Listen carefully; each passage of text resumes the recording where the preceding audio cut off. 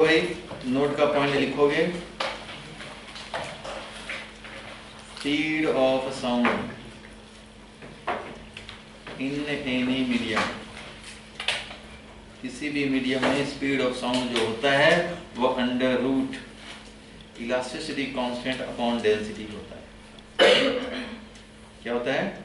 Under root elasticity constant upon density of the medium. ये है elasticity constant of the medium, जिस medium की बात हो रही है, जिस मीडियम में स्पीड की बात हो रही है, और d is the density of the medium.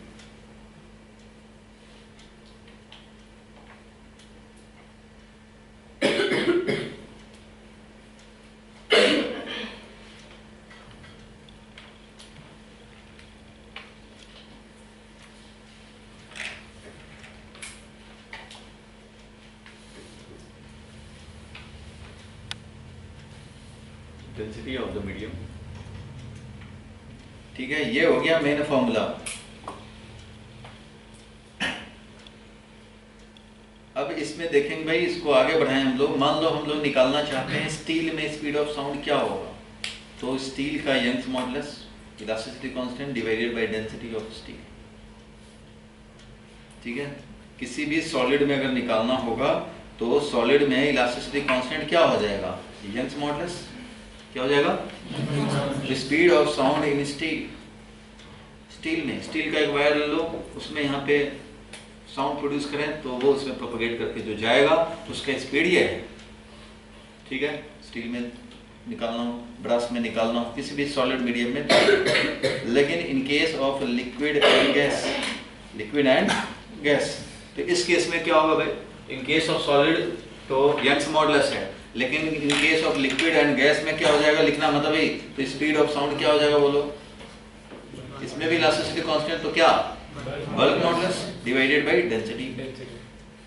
Bulk modulus divided by density अगर किसी लिक्विड या गैस में देखने हैं तो ये, फॉर एग्जांपल वाटर में स्पीड ऑफ साउंड, वाटर में स्पीड ऑफ साउंड, तो वाटर का बल्क मॉडुलस, ठीक है, divided by density of the water, ये आता है 1440 मीटर पर सेकेंड।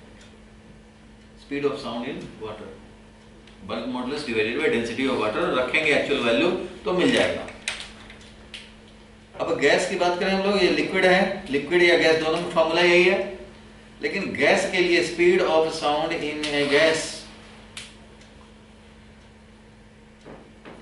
पर्टिकुलरली हम लोग इंटरेस्टेड हैं इन एयर, तो उसके लिए सबसे पहले न्यूटन साहब ने फॉर्मूला दे दिया। तो न्यूटन फॉर्मूला, न्यूटन साहब ने बोला भाई कि बल्क मॉडुलस का वैल्यू तो रखना पड़ेगा तुम्हें।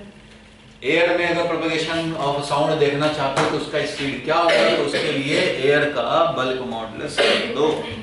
तो एयर का बल्क मॉडुलस रखने पड़ेंगे।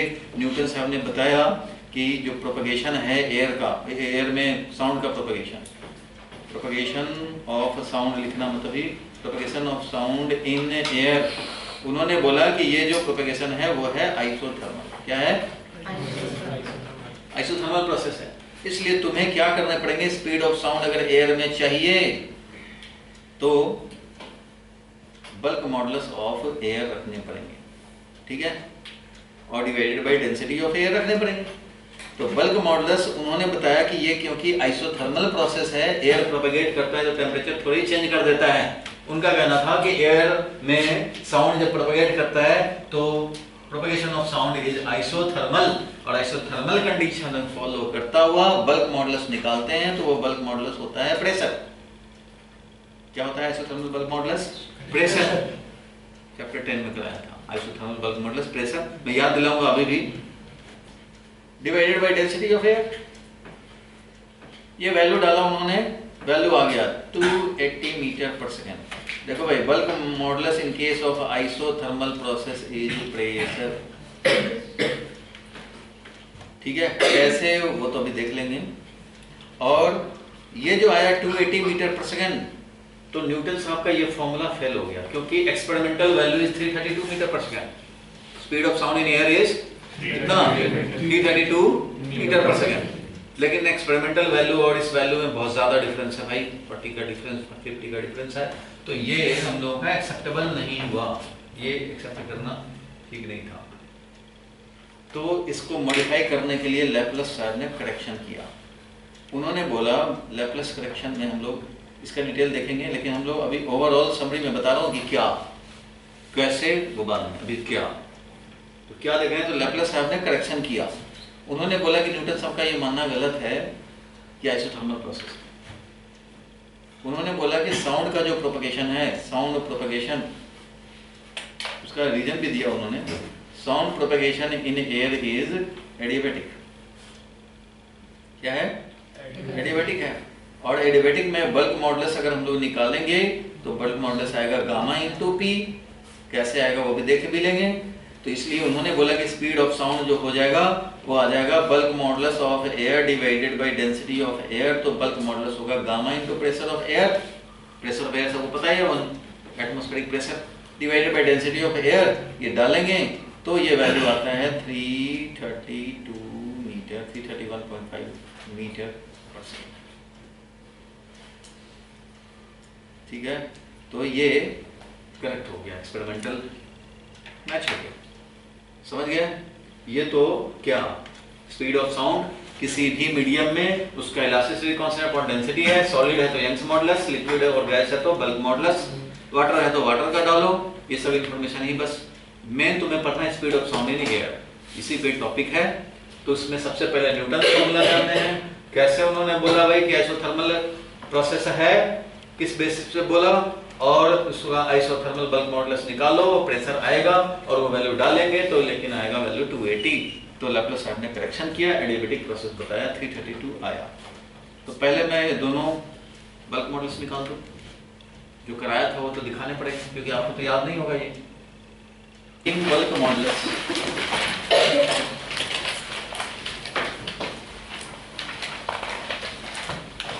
ऑफ गैस ब्रैकेट में air in case of isothermal process.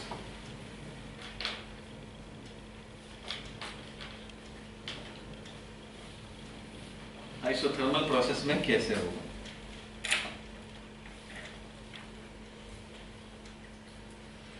देखो भाई, आइसोथर्मल प्रोसेस का मतलब क्या होगा? PV equal to nRT is constant. nR तो कांस्टेंट रहता है, ये टेम्परेचर ही कांस्टेंट कर दिया। आइसोथर्मल प्रोसेस है इसलिए टेम्परेचर कांस्टेंट, तो ये राइट हैंड साइड ही पूरा कांस्टेंट हो गया, याद होगा। So PV is equal to constant है। क्लियर है? हमें चाहिए बल्क मॉडुलस, याद होगा बल्क मॉडुलस होता था वॉल्यूम स्ट्रेस। क्या होता था? वॉल्यूम स्ट्रेस अपॉन बोलो वॉल्यूम स्ट्रेन। ये याद है आदित्य? याद है volume stress upon volume strain. Young's modulus होता था longitudinal stress upon longitudinal strain.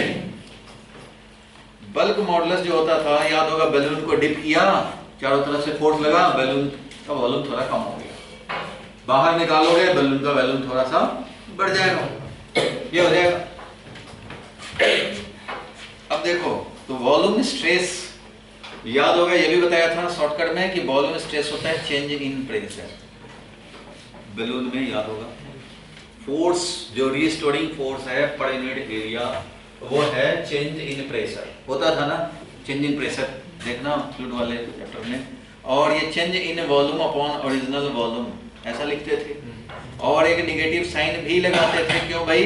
क्योंकि इफ प्रेशर इज इंक्रीज, मान लो बैलून है, एयर से हम लोग इसको वाटर में ले गए या किसी भी लिक्विड में ले जाएंगे तो इसका वॉल्यूम थोड़ा कम हो जाएगा। पहले वॉल्यूम ज्यादा था, अब ये वॉल्यूम थोड़ा सा कम हो गया है, पहले के रिस्पेक्ट में कम हो गया, वॉल्यूम डिक्रीज हो गया। मीन्स ऐसे ले जाएंगे, अगर अंदर ले गए, लिक्विड के अंदर ले गए, तो इस कंडीशन में change in volume, final volume minus initial volume will be negative. Volume में डिक्रीमेंट, पेन मत चला भाई, यहां से यहां ले जाए तो वॉल्यूम में decrement means final volume minus initial volume will be negative. बोलो, और प्रेशर में क्या हुआ है भाई? तो प्रेशर में इंक्रीमेंट हुआ है, यहाँ का प्रेशर से यहाँ ज्यादा है कि कम है? नहीं, कम है कि ज्यादा है? ज्यादा है। बोला करो भाई, ये जैसे ही एंटर किया तो ज्यादा प्रेशर पे चले गए, तो डेल्टा पी क्या है? पॉजिटिव। डेल्टा पी वॉल्यूम में इंक्रीमेंट, वॉल्यूम डिक्रीज हुआ, ये प्रेशर में इंक्रीमेंट और वॉल्यूम में डिक्रीमेंट। अगर हम लोग इधर से इधर ले जाएं तो इस कंडीशन में बताओ, इस कंडीशन में क्या होगा भाई, इधर से इधर ले जाएं तो प्रेशर में डिक्रीमेंट और वॉल्यूम में इंक्रीमेंट। मींस डीपी या डेल्टा पी और डीवी या डेल्टा वी दोनों अपोजिट साइन के ही होंगे। चाहे आप प्रेशर बढ़ाओगे, प्रेशर बढ़ाने से वॉल्यूम कम होगा, प्रेशर कम करने से वॉल्यूम ज्यादा होगा, ये तो होना है। इसलिए ये आ गया तुम्हारा minus of DP upon DV into original volume. DP और डीवी अपोजिट साइन का है, इसलिए ये हमेशा नेगेटिव है, तो एक और माइनस लगाओगे तभी तो पॉजिटिव कर पाओगे। और बल्क मॉडुलस हो या यंग्स मॉडुलस हो, इलास्टिसिटी कांस्टेंट हमेशा क्या होता है, पॉजिटिव होता है। Elasticity constant is always positive, always positive होता है, क्योंकि ये बताता है कि कितना इलास्टिक है, कितना रिस्टोरिंग है टेंडेंसी। रिस्टोरिंग टेंडेंसी ज्यादा, इलास्टिसिटी कांस्टेंट ज्यादा, रिस्टोरिंग टेंडेंसी कम तो होता है ये। तो ये बल्क मॉडुलस याद आया कम से कम। तो हमें बल्क मॉडुलस निकालना है, इसका मतलब minus of DP by DV into V naught. अब बताओ PV is equal to constant है, इसको हम लोग क्या करें, हमें तो चाहिए minus DP by DV into V, तो क्या करें, डिफरेंशिएटिंग विद रिस्पेक्ट टू क्या, वॉल्यूम। वॉल्यूम के रिस्पेक्ट में डिफरेंशिएट करोगे, ये प्रोडक्ट फॉर्म है, डिफरेंशिएशन सबको पता है भाई। इसको डिफरेंशिएट करोगे, फर्स्ट फैक्टर को डिफरेंशिएट करने पड़ेंगे। इट मींस क्या लिखोगे, dp by dv into v, ठीक है, नहीं होगा ना ऐसा, डिफरेंशिएट करते थे। अब सेकंड फैक्टर को डिफरेंशिएट करोगे और फर्स्ट फैक्टर को मल्टीप्लाई करेंगे।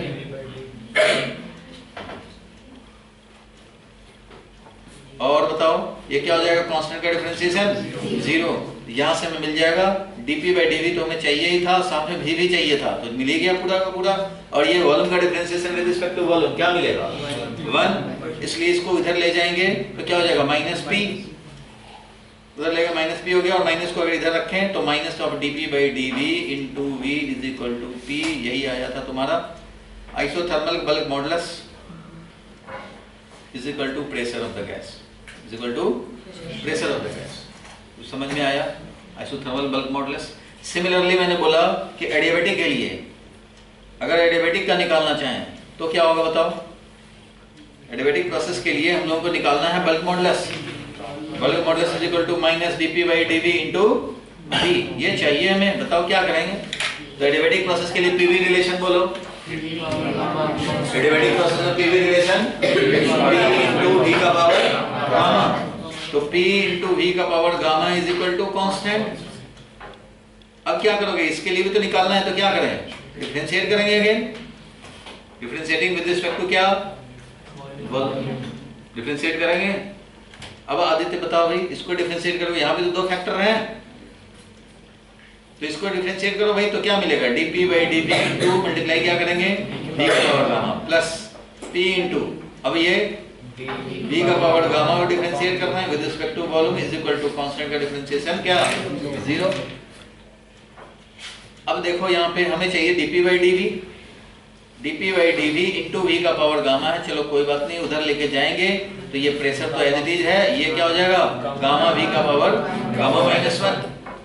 अब देखो यहाँ पे v यहाँ भी है, v यहाँ भी है, कर लेंगे अगर हम लोग dp by dv into v का पावर गामा, बोलते रहो v का पावर क्या, gamma minus 1 is equal to minus gamma p। चलो भाई माइनस को तो इधर ले आए, हमें जरूरत है माइनस की, क्योंकि बल्क मॉडुलस निकालना है। ये क्या हो जाएगा, v का पावर गामा, v का पावर गामा माइनस 1, जितना पावर है उससे एक कम है, इसलिए गामा माइनस 1 इससे कैंसिल होके v बच जाएगा बस, या ऐसा समझे v का पावर गामा और minus gamma plus 1, minus gamma cancel plus 1 मिल गया, यानी कि ये v मिल गया is equal to gamma into p।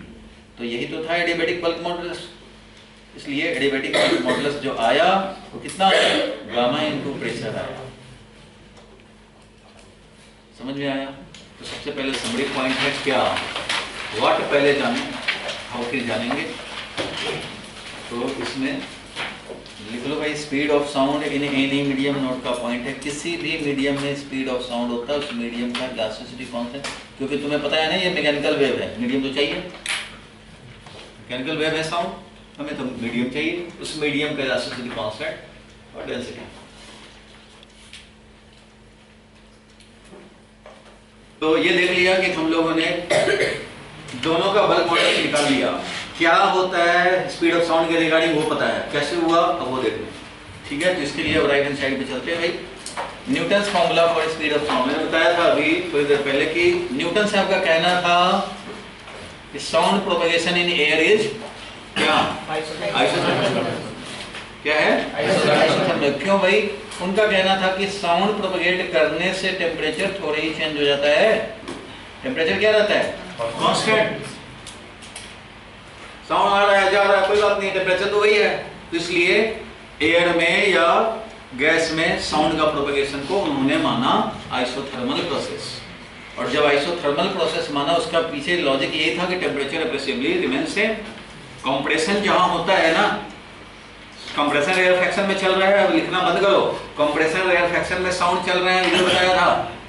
To side पुल करते हैं एयर के लेयर को, उससे कंप्रेशन रेयरफैक्शन, और हर लेयर अपने अपने मीन के अबाउट वाइब्रेट करता रहता है और साउंड का एनर्जी प्रोपगेट करता रहता है in the form of disturbance. याद है? In the form of disturbance. तो ये जो लॉन्गिट्यूडनल वेव चल रहे हैं, तो जहां कंप्रेस हो गया, प्रेशर बढ़ गया, समझो कंप्रेस हो गया, कंप्रेस एयर ज्यादा टेम्परेचर, रेयरफैक्शन कम टेम्परेचर। भाई कंप्रेस होगा जहां पे भी, जहां डेंसिटी बढ़ जाएंगे वहां पे एयर का टेम्परेचर बढ़ेगा। लेकिन यहाँ पे मान लो कंप्रेशन और रेयरफैक्शन के इतने सीरीज हैं, इतने फास्ट चल रहे हैं कि ऐसा नहीं है कि तुम्हें टेम्परेचर का चेंज एक्सपीरियंस हो सकता है। कंप्रेशन हुआ हायर टेम्परेचर, रेयरफैक्शन हुआ लोअर टेम्परेचर, एक्सचेंज होते जा रहे हैं, ऐसा सोचते हैं। न्यूटन साहब का कहना ये था कि ठीक है कंप्रेशन पे ज़्यादा टेम्परेचर होता है, रेयरफैक्शन पे कम होता है, लेकिन वो इतना फास्ट हो रहा है, इतना जल्दी जल्दी हो रहा है कि हमें वो टेम्परेचर चेंज का एक्सपीरियंस नहीं होगा और ऑलमोस्ट एयर का या गैस का टेम्परेचर क्या रहेगा। इसलिए उन्होंने मान लिया आइसोथर्मल प्रोसेस। और जब आइसोथर्मल माना तो स्पीड तो होता है bulk modulus divided by density. बोलो क्या होता है स्पीड? तो इसमें उन्होंने डाला भाई, देखो यहाँ पे नीचे लिखा हुआ है where bulk modulus of elasticity और rho is the density of the gas, और नीचे देखो पीवी का power PV equal to constant लेकर के, और इसको डिफरेंशिएट किया गया जो मैंने लेफ्ट हैंड साइड में ऑलरेडी दिखा दिया है। डिफरेंशिएट करेंगे ये आएगा और बल्क मॉडुलस आ गया आइसोथर्मल क्या प्रेशर। तो bulk modulus isothermal pressure divided by density. Pressure कितना 1 एटमॉस्फेयर, प्रेशर कितना 1 एटमॉस्फेरिक 1013 into 10⁵ पास्कल, ये तो होता है एटमॉस्फेरिक प्रेशर। डेंसिटी कितना, तो डेंसिटी का वैल्यू है 1.293 kg per cubic meter। दोनों डाल देंगे, दोनों डाल दिया, वैल्यू आया कितना 280 मीटर पर सेकंड। क्लियर है यहाँ तक? पड़ोस के नीचे क्या लिखा है और अंडरलाइन भी करो जरा।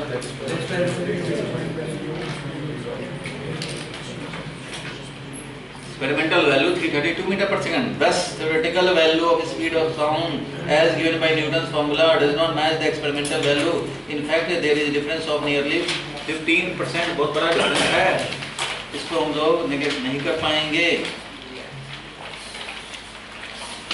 ठीक है, अब नेक्स्ट पेज पे चले तो वो क्या है भाई, तो लैप्लास करेक्ट उन्होंने करेक्ट किया। तो देखो भाई मेन चीज पहले पढ़ लो फिर दिखा देता हूँ। मेन बात था, उन्होंने बोला क्या कि एडिवेटिक प्रोसेस है, साउंड प्रोपगेशन इज एडिवेटिक। तो इसके पीछे उन्होंने लॉजिक दिए, एडिवेटिक है उसके दो रीजन बताए उन्होंने।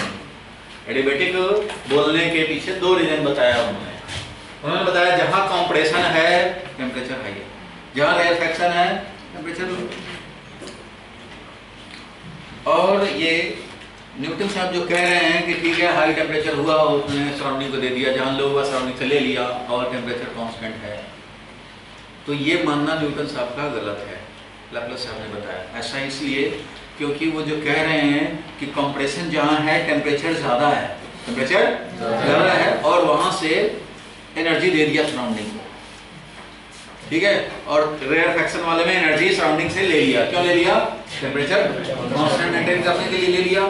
तो उनका कहना था कि न्यूटन साहब जो कह रहे हैं कि ये एयर जो है उसमें एनर्जी दे दिया, कंप्रेशन वाला स्पेस में एनर्जी दे दिया, उधर वाला में एनर्जी ले लिया।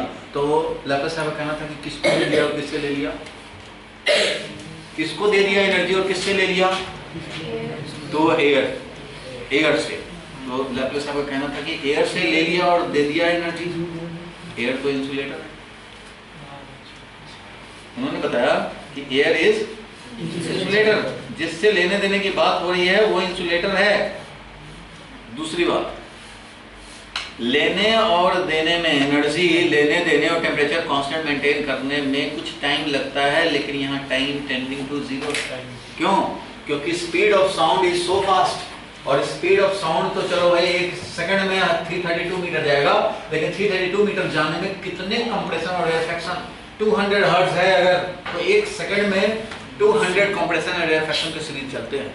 इतना फास्ट है स्पीड ऑफ साउंड, तो इसमें मौका कहाँ मिल रहा है कि एनर्जी दोगे? एक तो दे रहे हो जिसको, वो इंसुलेटर, दूसरा जो देने में टाइम लगता है वो टाइम कहाँ है?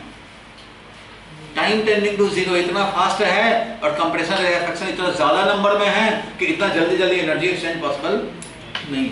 और जब एनर्जी एक्सचेंज पॉसिबल नहीं है तो क्या है? Adiabatic process.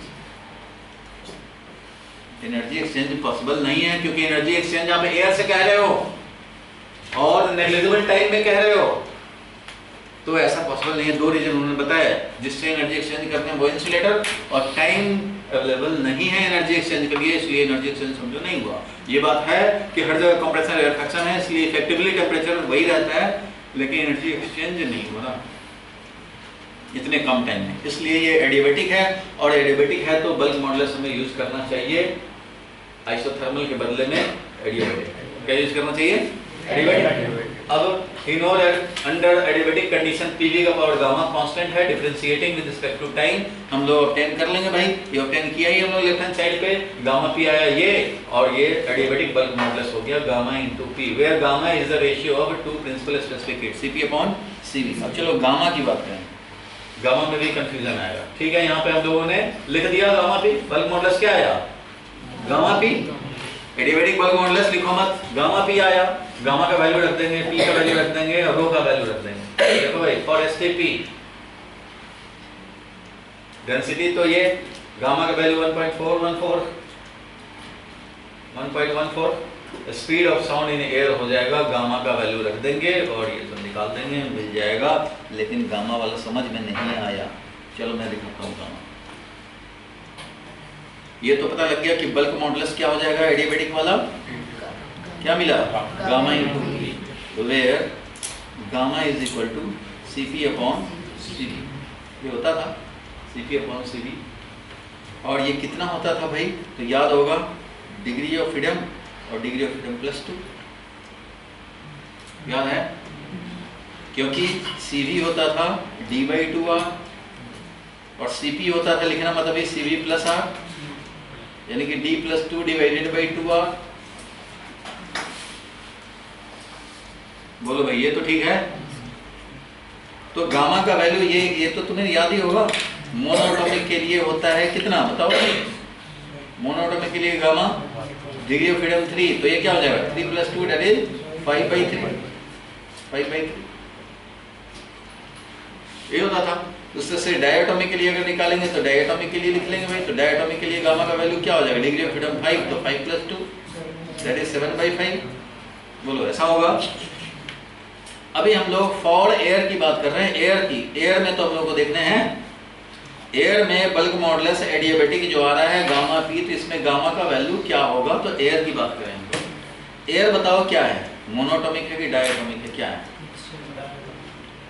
एयर? क्या है एयर? डायटोमिक। एयर में क्या है भाई? Nitrogen diatomic, oxygen diatomic, hydrogen diatomic, carbon dioxide ये है कितना? ये कितना? 99% तो ऐसा ही हो गया। अब ये क्या कर लेगा? इसमें से भी ये डायटोमिक है, तो जिसका 99.5% डायटोमिक है उसका नेचर कैसा होगा? डायटोमिक वाला होगा। डायटोमिक वाला ही तो होगा, 99.5% समझो वही है। तो इसलिए गामा का वैल्यू एयर के लिए 7/5, तो यही 7/5 मीन्स 1.4।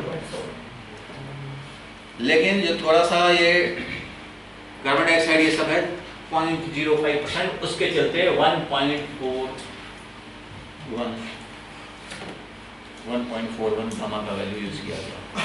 ठीक है, 1.41 गामा का वैल्यू, 41 होता है, 1.41।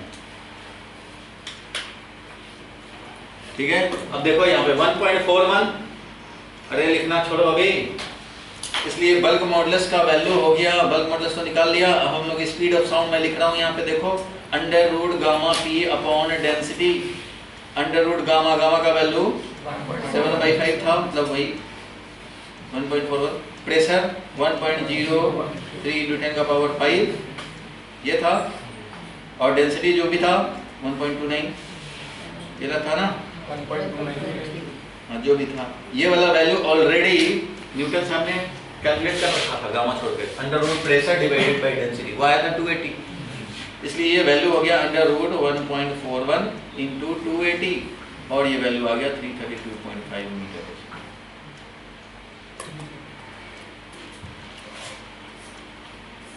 अंडर रूट 1.41, अंडर रूट ये आएगा 1.2 के अराउंड, उसको मल्टीप्लाई करोगे इससे 1.2 से तो ऑलमोस्ट इतना आ जाएगा 332.5 मीटर पर सेकंड या 332 मीटर पर सेकंड, और इस तरह से ये करेक्ट आ गया। समझ में आया गामा का वैल्यू क्यों लिया 1.41?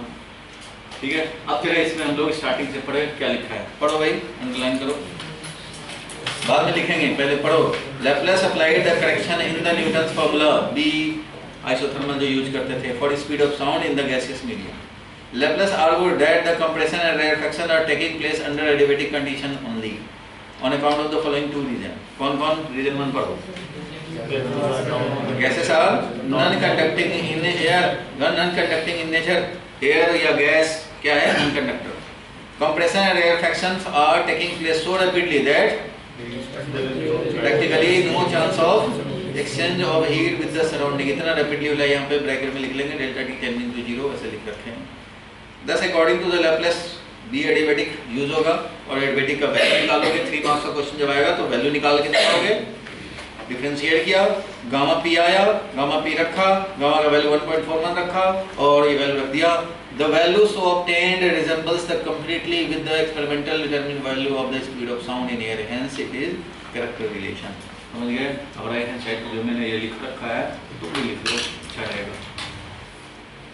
तो ये समझ गए कैसे आया एडियाबेटिक का, वो देख लिया, एडियाबेटिक लिख लिया, और ये जरूर यहाँ पे लिख लेना ताकि याद रहे तुम्हें। गामा का वैल्यू 7/5 लिया हम लोगों ने, क्योंकि एयर का कॉम्बिनेशन ही ऐसा है, मिक्सचर ऐसा है जिसमें 99.5% तो हमारे डायटोमिक ही हैं, इसलिए एयर इज कंसिडर्ड डायटोमिक, और डायटोमिक है तो ऐसा होगा।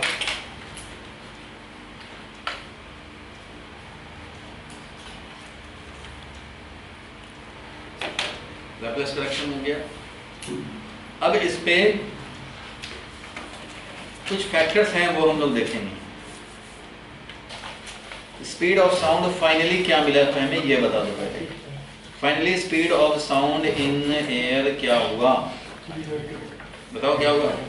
Under root gamma P divided by density, ये हुआ। अब ये है तो इसमें अब थोड़ा सा इसको और हम लोग स्टैंडर्ड बनाएं, तो थोड़ा और हम लोगों को फैक्टर देखने हैं। टेम्परेचर पे डिपेंडेंसी, अब कैसे जानेंगे भाई टेम्परेचर पे डिपेंडेंसी? टेम्परेचर तो दिख ही नहीं रहा, तो टेम्परेचर को कैसे लाएंगे भाई? तो यहाँ पे ला सकते हैं, देखो गामा प्रेशर डेंसिटी लिखेंगे, मास अपॉन वॉल्यूम। जहाँ पीवी है वहाँ एनआरटी है, ऐसा लिखेंगे एनआरटी, और गामा तो है ही, गामा एनआरटी, और मास कितना? Number of mole into molecular weight. तो एनएन क्या हो गया? कैंसिल, तो अंडर रूट क्या मिला? गामा बोलो RT divided by molecular weight. Oxygen में कुछ और होगा, हाइड्रोजन गैस में कुछ और होगा स्पीड ऑफ साउंड। तो ये बन गया एक स्टैंडर्ड फार्मूला, एक ये बन गया स्टैंडर्ड फार्मूला। ये दो फार्मूला ज्यादा काम आता है, और इस पे हम लोग अब डिपेंडेंसी देखेंगे। फाइनली हमें ये मिल गया, ये दोनों फॉर्मूला है मेन, जिससे कि हम लोगों को 4 फैक्टर का हम लोग को स्टडी करने होते हैं स्पीड ऑफ साउंड का डिपेंडेंसी। और ये सब 1 मार्क्स के क्वेश्चन है। स्पीड ऑफ साउंड का डिपेंडेंसी नंबर 1 देखेंगे किस पे भाई, तो टेम्परेचर पे। किस पे? टेम्परेचर पे। सेकंड देखेंगे डिपेंडेंसी हम लोग प्रेशर पे। प्रेशर पे देखा। थर्ड डिपेंडेंसी देखेंगे डेंसिटी पे, और फोर्थ देखने हैं ह्यूमिडिटी पे। ह्यूमिड एयर में क्या होगा, ये 4 फैक्टर जो मेनली आपको पूछा जाता है वो ये है। तो speed of sound is directly proportional to under root temperature, है कि नहीं? फॉर ए गिवन गैस, किसी गिवन गैस के लिए स्पीड ऑफ साउंड जो होगा वो directly proportional to the temperature. For given gas का मतलब क्या है? फॉर गिवन गैस का मतलब है कि ये गामा फिक्स्ड किसी एक गैस में बात हो रहा है। ऑक्सीजन है तो ऑक्सीजन में ही बात हो रहा है कि टेम्परेचर डिफरेंट करें तो फॉर ए गिवन गैस के बोले, क्योंकि गामा अगर ऑक्सीजन है तो उसका मोलेकुलर वेट फिक्स्ड हो गया, ये फिक्स हो गया, ये कांस्टेंट रहेगा तब ना अंडर रूट टी के प्रोपोर्शनल। बड़े सारे फैक्टर देख रहे हैं तो बाकी सब कांस्टेंट, तब ये directly proportional to under root T. तभी देखते हैं तो सब बाकी को कांस्टेंट करने, आर तो कांस्टेंट है, गामा और मोलेकुलर वेट कब कांस्टेंट होगा? जब एक गैस फिक्स किया जाए। ये नहीं कि हाइड्रोजन में देख लिया, ऑक्सीजन में देख लिया और नाइट्रोजन में देख लिया और कंपेयर कर रहे हैं, वैसे नहीं। तब टेम्परेचर का डायरेक्टली प्रोपोर्शनल अंडर रूट की टेम्परेचर डायरेक्टली प्रोपोर्शनल नहीं होगा। तो तब होगा जब किसी एक गिवन गैस की बात हो रही है जिसका गामा और मोलेकुलर वेट दोनों फिक्स हो। इसका मतलब वो गैस ही फिक्स हो जाना चाहिए। For a given gas gamma fixed and molecular weight भी फिक्स्ड, तब ये रिलेशन है। ठीक है, for a given gas speed of sound will be directly proportional to under root temperature of the gas. Number 1 clear है, इसमें तो कोई कंफ्यूजन नहीं है। कंफ्यूजन वाला एक क्लू पॉइंट है यहाँ पे जो मैं बताऊंगा और जो 90% बच्चे नहीं जानते हैं या उनको बताया नहीं जाते हैं। एक क्लू पॉइंट है इसमें, कंफ्यूजन वाला पॉइंट। ये तो क्लियर है, यहाँ पे फॉर्मूला से डायरेक्ट देख लिया। कौन सा फॉर्मूला देखा भाई? तो ये वाला equation number B, formula B, ये फॉर्मूला ये है मान लो। ये कहाँ से आया बोलो? फॉर्मूला बी, ऐसा बोल सकते हैं। अब प्रेशर पे देखें तो इसमें भी बताओ भाई प्रेशर का क्या है? Speed of sound depends on pressure का कितना पावर, ये भी एक क्लू पॉइंट है। बताओ speed of sound is proportional to P का कितना पावर? तो पी का power 0 at a given temperature. Temperature atmospheric, अब ये थोड़ी साउंड पर वेट करने से हमारा टेम्परेचर चेंज हो जाएगा, वो तो सीजन वाइज चेंज होता है। स्पीड ऑफ साउंड से तो नहीं चेंज होता, इसलिए किसी गिवन टेम्परेचर पे प्रेशर कम करो या ज्यादा करो उससे कोई फर्क नहीं पड़ेगा। लेकिन ये इसलिए क्लू पॉइंट है क्योंकि देखने पे डायरेक्ट लग रहा है कि अंडर रूट पी के डायरेक्टली प्रोपोर्शनल लग रहा है कि नहीं? फॉर्मूला नंबर 1 बता रहा है। लेकिन ये ठीक नहीं है क्योंकि प्रेशर का देख रहे हो तो बाकी सब कांस्टेंट रहे। चलो गामा फिक्स है मान लो, गामा तो भाई एयर की बात हो रही है या किसी गैस की बात है, गामा फिक्स कर दिए, लेकिन उसका डेंसिटी भी फिक्स होना चाहिए। जब भी तुम प्रेशर अगर चेंज किया तो डेंसिटी भी चेंज होगा, प्रेशर चेंज किया तो डेंसिटी भी चेंज होगा।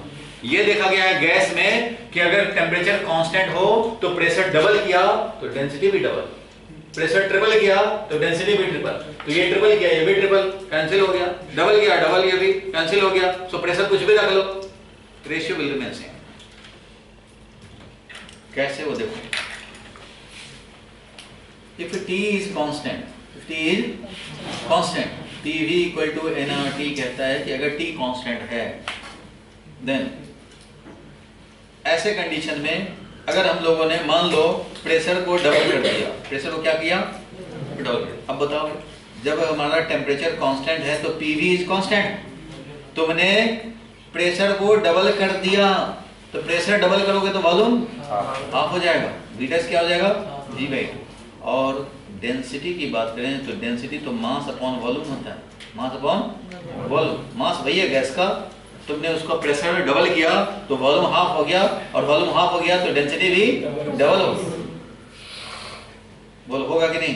तो न्यू डेंसिटी जो होगा, डेंसिटी डैश हो जाएगा 2 टाइम्स m/v क्योंकि मास डबल हो चुका है, ये वॉल्यूम हाफ हो चुका है, तो इसलिए ये हो गया 2 times density. D dash is equal to 2 times density. इसलिए P dash by D dash क्या हुआ, P dash by D dash क्या हुआ, ये भी 2 डेंसिटी हो गया, ये भी हमारा 2 टाइम्स प्रेशर हो गया, इसलिए ये पी अपॉन डी ही रहा। So P upon D is constant. बोलो, या फिर हम लोग इससे दिखाते हैं, PV is equal to constant, PV equal to constant given temperature के लिए। पीवी जब कांस्टेंट है, लिखना मतलब ही, पीवी जब कांस्टेंट है तो पी इनटू वॉल्यूम को लिख देंगे मास अपॉन डेंसिटी। क्या लिख देंगे, mass upon density is constant. So P upon D, pressure upon density is constant divided by mass. Mass तो नहीं चेंज हो रहा है, तो कंप्रेस कर रहे हो, प्रेशर बढ़ा रहे हो, कम कर रहे हो, तो P upon D will remain constant eight fixed temperature. समझ में आया? तो टेम्परेचर अगर फिक्स है तो प्रेशर से कोई चेंज नहीं होगा। तो समझ में आया? क्योंकि बाकी जो फैक्टर थे वो हमारा डेंसिटी, वो प्रेशर के चेंज होने से चेंज होता है। तो एट ए गिवन टेम्परेचर जो चेंज करोगे ट्रिपल करोगे। देखो भाई पीवी कांस्टेंट रहने हैं, इसलिए ट्रिपल करोगे तो वॉल्यूम 1/3 हो जाएगा। प्रेशर ट्रिपल किया, वॉल्यूम 1/3 वॉल्यूम हुआ, तो डेंसिटी मास अपॉन वॉल्यूम 1/3 हो गया, तो ट्रिपल। प्रेशर ट्रिपल तो डेंसिटी भी ट्रिपल, प्रेशर हाफ डेंसिटी भी हाफ, इसलिए दोनों का रेशियो वैसे ही रहेगा, इसलिए इंडिपेंडेंट। ये समझ गया क्लू पॉइंट। और एक है ये, इसका है डेंसिटी पे डिपेंडेंसी। तो volume speed of sound is inversely proportional to under root density. कैसे?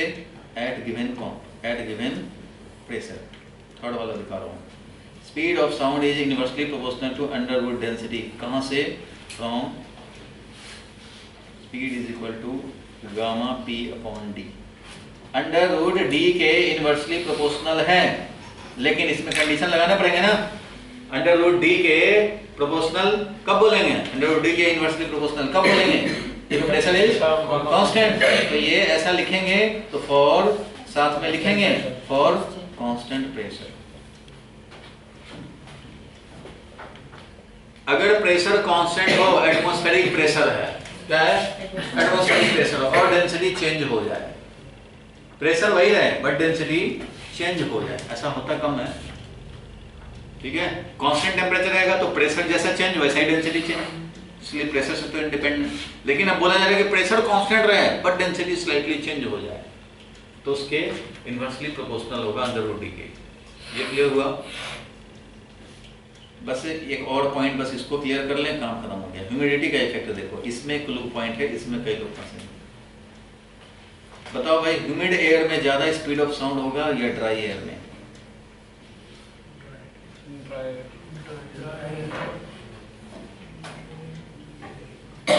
और यही वाला यूज होगा, इसी से ये आएगा। डेंसिटी का डिफरेंस है, ह्यूमिड एयर और ड्राई एयर में डेंसिटी का डिफरेंस आता है। सब तो एटमॉस्फेरिक प्रेशर की बात हो रही है, सब क्या है? एटमॉस्फेरिक प्रेशर है। अब एक ड्राई एयर है समर सीजन का, और एक रेनी सीजन में ह्यूमिड एयर है, सेम प्रेशर, एटमॉस्फेरिक प्रेशर। तो किसका डेंसिटी ज्यादा होता है? ड्राई एयर का डेंसिटी ज्यादा होता है या ह्यूमिड एयर का डेंसिटी ज्यादा होता है?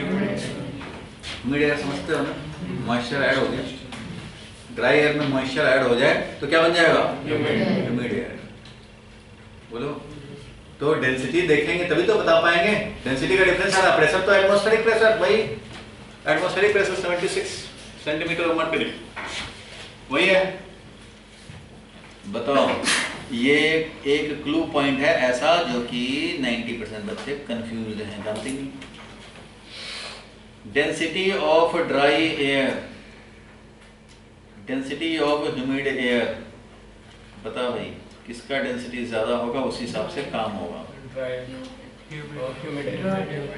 तो फैक्ट जो है ना, खोपड़ी में सेट कर लो, ड्राई एयर का डेंसिटी ज्यादा है ह्यूमिड एयर से। जो नॉर्मली लगता है उससे उल्टा है, तभी तो ये क्लू पॉइंट है, तभी तो 90% बच्चे कंफ्यूज हैं इसमें।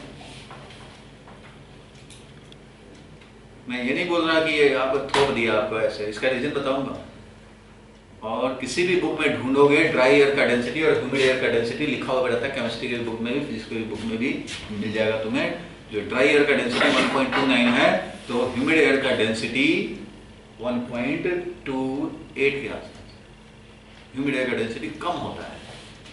नॉर्मली फर्स्ट टाइम सुनने में लगता है कि ड्राई एयर में ह्यूमिडिटी मॉइस्चर ऐड होगा तब तो होगा, तो इसके लिए मास बढ़ जाना चाहिए, पर यूनिट वॉल्यूम मास बढ़ जाना चाहिए, डेंसिटी बढ़ जाना चाहिए, लेकिन ऐसा होता नहीं है, उल्टा है। और आप वैसे ही आंसर दिए जैसा सब देंगे। तो ड्राई एयर का डेंसिटी ज्यादा है, इसलिए डेंसिटी ज्यादा होने से ड्राई एयर का डेंसिटी ज्यादा हो गया तो स्पीड कम हो गया, स्पीड कम हो गया। ह्यूमिड एयर में ज्यादा speed of sound humid air में ज्यादा स्पीड होगा, क्योंकि ड्राई एयर का डेंसिटी ज्यादा होता है। ये कंफ्यूजन वाला पॉइंट है कि नहीं है ना भाई? कंफ्यूजन वाला पॉइंट है। पूछना अपने फ्रेंड से, 10 फ्रेंड से पूछना, 9 लोग आंसर नहीं देंगे, उल्टा पुल्टा बोल देंगे, और इसका रीजन पूछे तब तो फिर मुश्किल ही है। ये होता है, पहले तो ये जान लो, ये तो किसी भी डेटा कहीं भी टेबल बना होगा ड्राई एयर डेंसिटी, एनसीईआरटी में लास्ट में अगर देख लो ह्यूमिड एयर और ड्राई एयर का डेंसिटी अगर दिया होगा तो तुम्हें मिल जाएगा ये डिफरेंस, ठीक है। ड्राई एयर का डेंसिटी अगर ये 1.29 है तो ह्यूमिड एयर का डेंसिटी 1.28 समथिंग है, ठीक है। ये भी समथिंग इस तरह का है। क्लियर है यहाँ तक? कैसे है ये बता रहा हूँ, आप इसका रीजन समझ लो। ये तो क्लियर हो गया, डेंसिटी वाले का ही ये यूज है। देखो तुम बताओ डेंसिटी होता क्या है? डेंसिटी ऑफ एयर, बिल्कुल समझो ये क्लू पॉइंट। खड़े हो जाओ सब एक बार जल्दी से। अब तक तो कोई परेशानी नहीं है, अब यही तो रह गया एक पॉइंट। फर्स्ट पॉइंट देखा टेम्परेचर के अंडर रूट के डायरेक्टली प्रोपोर्शनल, ठीक है। Speed of sound under root T के डायरेक्टली प्रोपोर्शनल, लेकिन कब? बाकी सब रहे कांस्टेंट। कब? बाकी सबको कांस्टेंट करने के लिए फिक्स्ड गैस कर दिया, गामा और एम कांस्टेंट होने, फिक्स्ड गैस। प्रेशर से इंडिपेंडेंट स्पीड ऑफ साउंड, कब? टेम्परेचर जब कांस्टेंट रहेगा तब, ठीक है। तो इस तरह से डेंसिटी के inversely proportional to under root D है, वो कब? समझ लिख रहा है, अंडर रूट डी के इनवर्सली प्रोपोर्शनल कब? जब प्रेशर रहेगा कांस्टेंट तब। अब इसी का एप्लीकेशन है ड्राई एयर और ह्यूमिड एयर।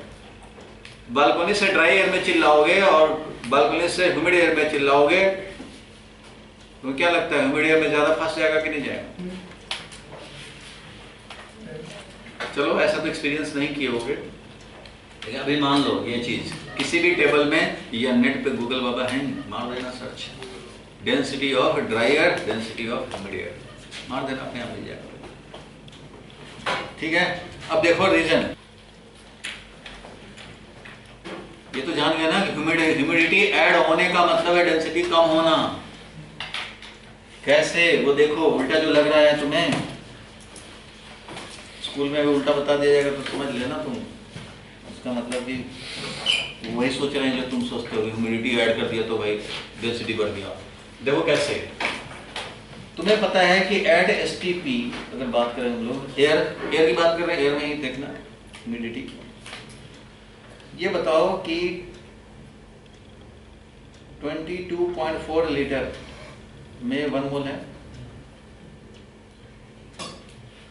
एट एसटीपी, इतना में 1 मोल है। 1 मोल मतलब एवोगाड्रो नंबर ऑफ मॉलिक्यूल्स हैं, बोलो ठीक है।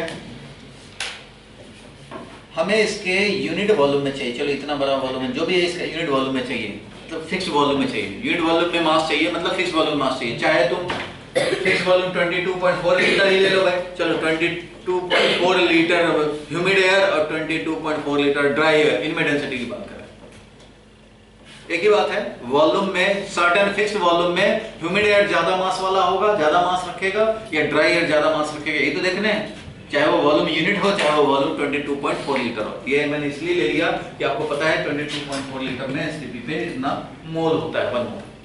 क्लियर है? एक फिक्स्ड वॉल्यूम में जानना चाहते हैं मास ड्राई एयर रखें तो ज्यादा होगा या ह्यूमिड एयर रखें तो ज्यादा होगा, ये जानना चाहते हैं। हमने ड्राई एयर रखा, क्या रखा? Dry. ड्राई एयर रखा। तो क्या क्या मिला इसमें? ऑक्सीजन है 21%, नाइट्रोजन है कितना? 78% है कि नहीं? ऑक्सीजन भी है, ये हाइड्रोजन भी है, कार्बन डाइऑक्साइड भी है, इन सबको तो गोली मारो। मेनली जो है 99% उनका देखो।